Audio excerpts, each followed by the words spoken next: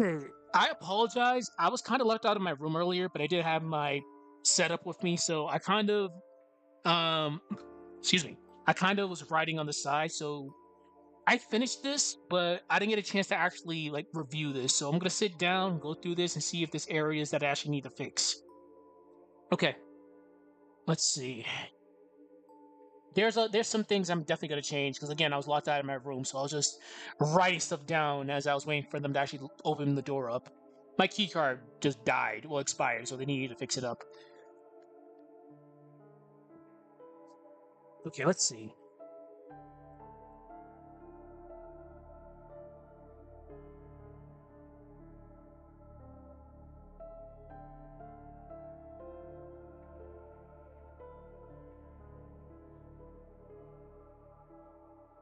Ryougi Shiki is a name that echoes tragedy and enigma, a figure straddling the line between life and death.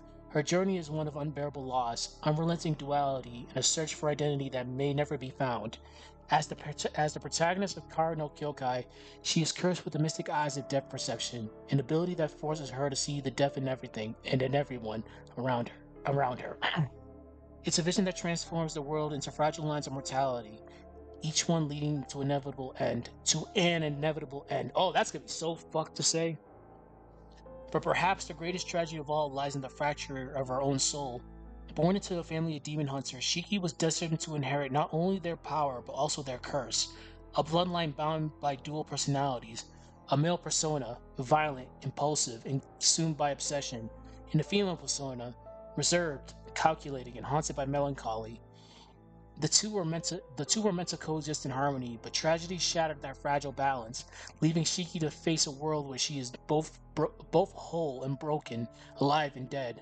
Jean-Paul Sartre once Jean-Paul Sartre once said, "We are our own choices." But for Shiki, what happens when her choices are taken from her? When her very identity is torn apart by forces beyond her control? Will she ever be able to reclaim herself, or will she forever be trapped in the shadow of the person she was meant to be? And the person she could never be.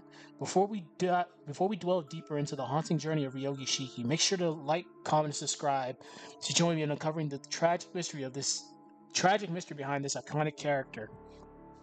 But before we can understand who Shiki is today, we must explore the legacy of the Ryougi family, whose bloodline of duality set the stage of the darkness that would consume her.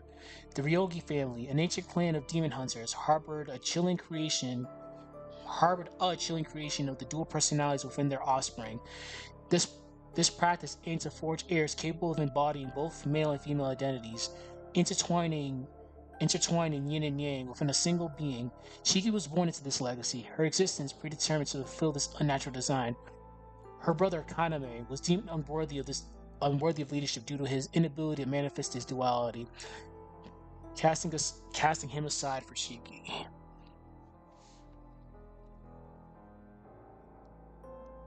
Shiki's consciousness was shared. Oh, I have to actually mention this because I know this is going to be confusing for a lot of people. We all know, if you're familiar with Type Moon, there's a lot of Shikis out there.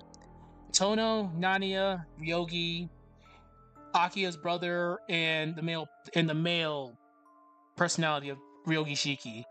So I always referred to Ryogi as Ryogi, but I know it's gonna be confusing to people, especially with a sentence like this. Shiki's consciousness was shared with Shiki. That's why I wrote this. I wrote the male counterpart in capitalizations like they normally do in Type Moon media. So I do have to put some titles there to actually confirm it. Like, yeah, Shiki in lowercase is referring to female Shiki. Capitalized Shiki is the male counterpart. This could be confusing as fuck for people. I know it is.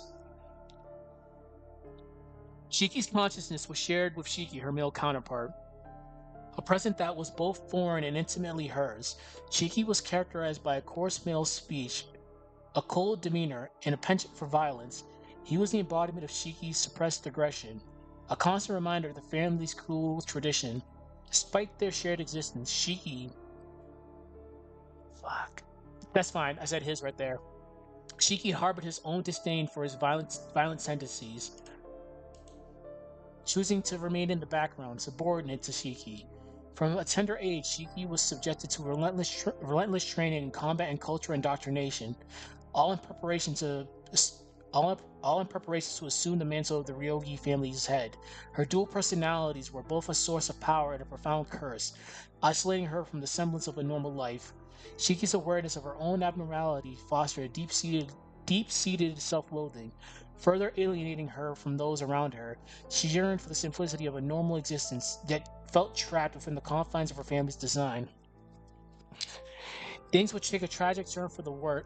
No, things would take a tragic turn for Shiki when she became acquainted with Mikia Kokuto.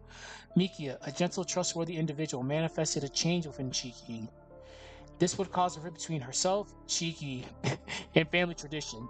In a pivotal moment in Kara no Kyoukai, a tragic accident occurred that would alter Shiki's life forever. The accident occurred when Shiki, overwhelmed by internal conflicts and the weight of her family's expectations, attempted to commit suicide by throwing herself in front of a moving truck. However, in a twist of fate, Shiki intervened to save her. As Shiki fell, Shiki seemingly traded places with her, sacrificing himself to protect her from the impact. In the aftermath, Shiki awoke from a coma to find herself alone, with Shiki's presence entirely absent. This absence led to a profound sense of loss and detachment, as she could no longer feel the male persona's influence. She also experienced a disconnection from her memories before the accident, knowing she was Shiki, but not fully feeling like herself. The absence of Shiki left a void, leading to Shiki to adopt a cold, calculating demeanor to emulate her former self. However, this facade was hollow, highlighting her internal struggle to reconcile with her fragmented identity. Excuse me.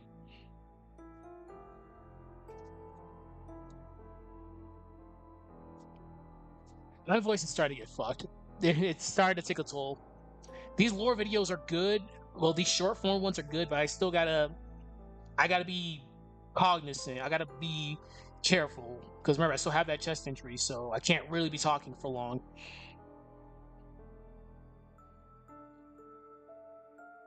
With this new change at, interesting. Hold on.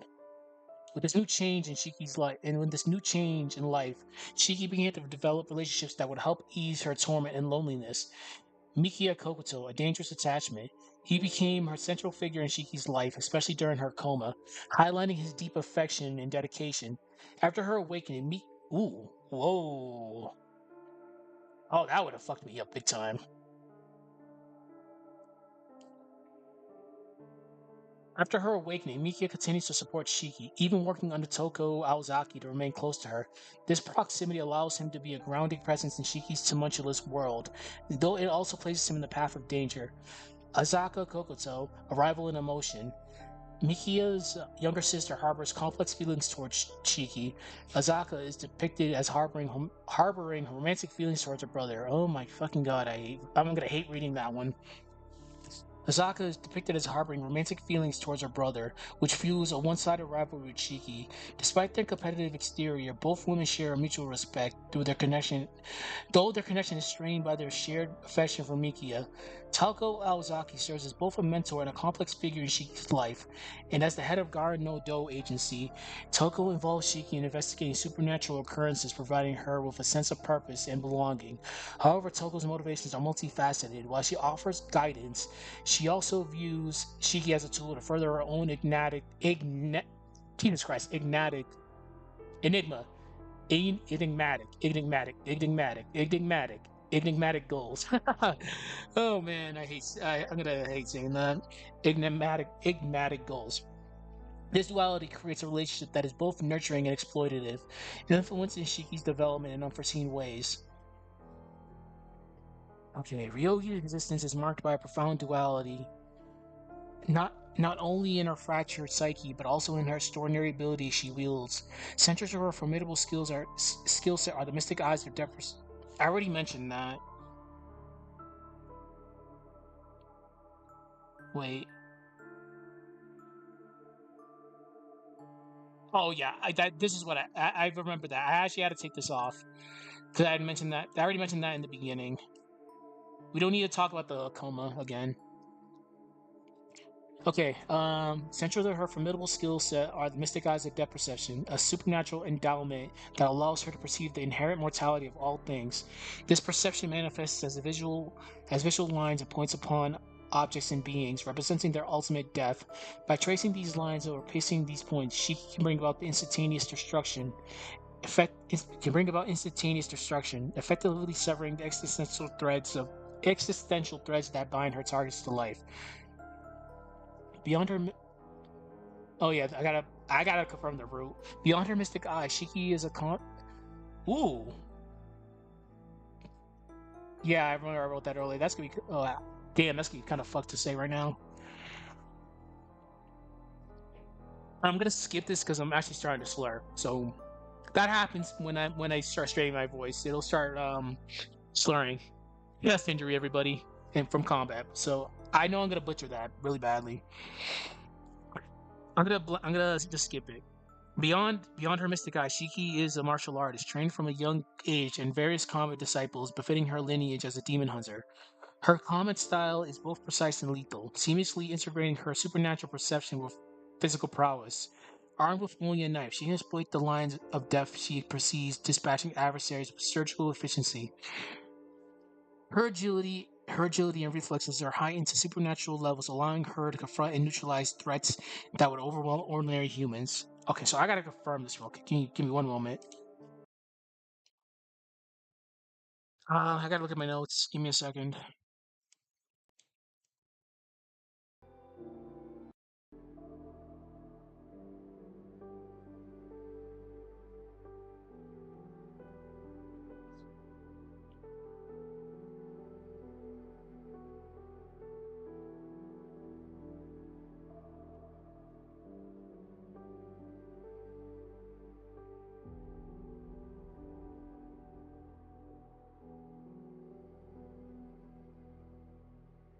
Give me a moment.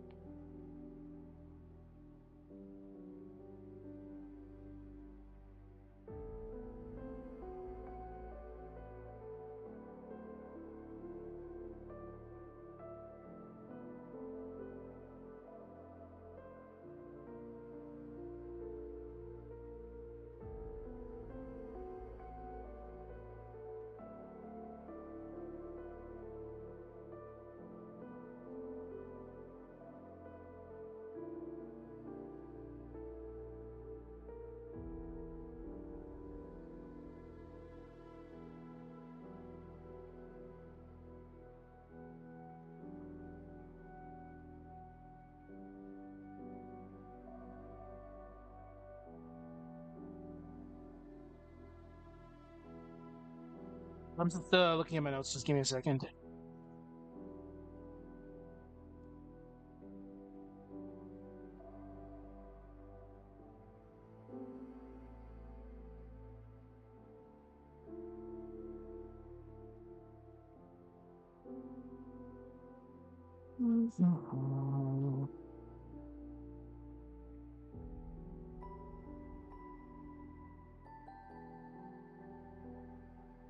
I don't think we need to add that.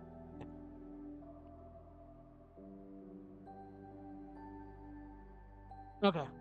Let me just see how this sounds.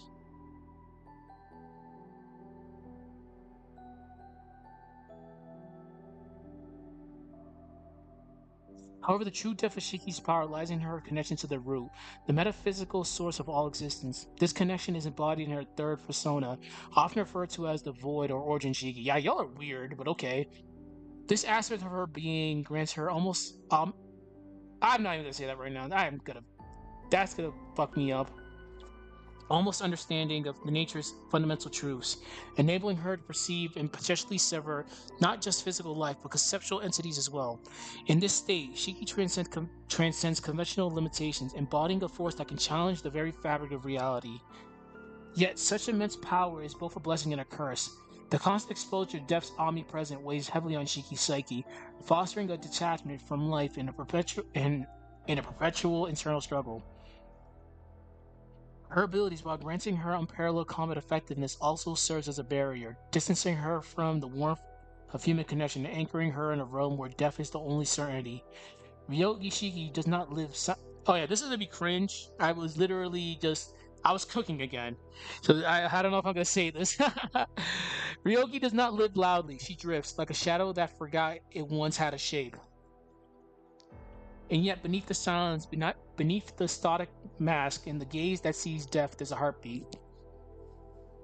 Her story is not a celebration, it's a mourning, a soft, constant elegy for everything she's lost, her other half, her innocence, the ease of being whole. She moves through the world like someone walking through a dream they cannot wake from, a dream stitched together by memory, regret, and the faint flickering hope that there's still something worth fighting for. No, I didn't. I didn't put fighting. Okay, and there's still flickering hope that there's still something worth reaching for. There we go. Reaching sounds better. We were all broken. That's how the light gets in. Leonard Cohen. This line clings to Shiki like the wind on a cold morning because in her brokenness she isn't less. She's just human, flawed, fractured, searching. She is a girl who wakes every day in a world full of invisible endings, lines of mortality, threading through every surface, every soul, and yet she keeps walking, even when she doesn't know why, even when it hurts, because sometimes continuing on is the only thing we can do. In the silence of her struggle, Shiki finds meaning not in grand gestures, but in the smallest moments, the fleeting kindness, the hesitations before the inevitable strike, the lingering glances that ask for something more. But she's also a reminder to us, a mirror that reflects the parts of ourselves we often ignore, the parts we refuse to acknowledge, the fear, the loss, the need for connection, no matter how broken we may feel. If Shiki, if Shiki's story left something with you, don't let it be a fleeting thought. Take a moment, reflect. The silence is there, but it doesn't have to be a void. If it made you feel something, if it made you remember that you're not alone in your own pain and your own questions, then share this. Let others feel the weight of what you've just learned. We walk through this world trying to make sense of what we've lost. Sometimes the simplest thing we can do is reach out, even if it's just to share a thought, a feeling, a piece of the journey. So let's continue this conversation. Leave a comment below, share your thoughts, and let's all reflect on how much Shiki struggle is within us. Because Ryougi Shiki doesn't ask to be understood, but if someone listens, really listens, they might hear the quietest kind of plea, not to save her, just to see her. And in a world where so many are invincible, could the act of truly seeing someone, of truly understanding them, be the most human thing we can do? Okay, I like the way this sounds. It kind of got, I kind of was going a little bit crazy with that final section, but I think that's a good way to wrap it up. I did have to take a couple things out. Again, I got locked out of my room earlier because my card key got expired, so I had to wait till the LNO came and actually fix things. But I like the way this sounds. We didn't cover the movies because again, this is just a brief. It's just a brief overview of Ryogi. Uh, yeah, it's a brief overview of Ryogi. We didn't need to go that crazy into like movie lore because, as we all know, the movies are just oh my god, just all over the place. But if someone's questioning about lore about Ryogi, I think this will serve as a good like introduction. Definitely when I'm like doing the editing for this, I have to mention the whole Shiki versus Shiki thing because that's gonna confuse the fuck out of people. Whenever I refer to Shiki Ryougi, female type, I just always go off of Ryogi. That's how we used to do it when we played Melty Blood back in the day. Oh, hey, it's Ryogi.